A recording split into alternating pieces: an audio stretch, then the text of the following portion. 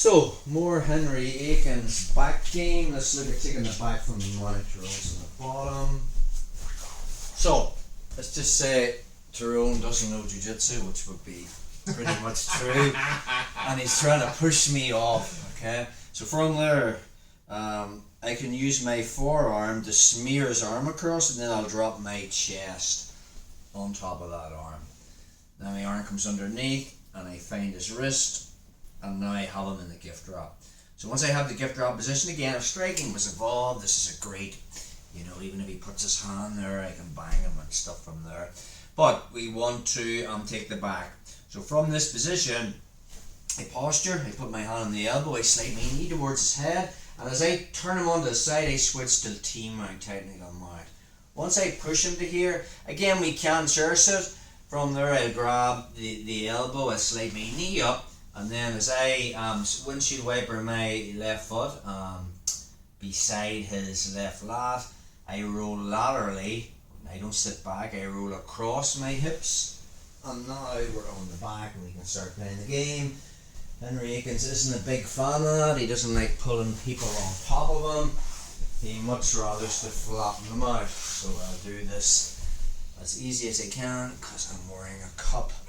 So from our position, maybe Tyrone starts to push me away. I can use my forearm to smear that across. I'll drop my weight onto this bicep, hug the head, and then I'm finding the gift drop position.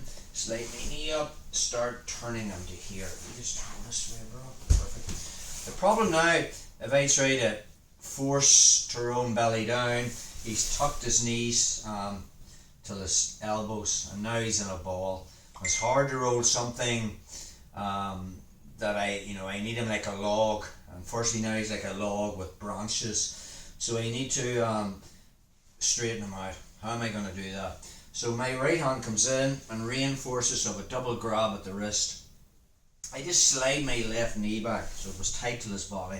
I slide my left knee back, and now I keep my right foot planted, and I pull him towards me. I might have to do that several times, and watch, I'm bending him back. So now his body's straight. From there I just make a connection with my sternum between his shoulder blades.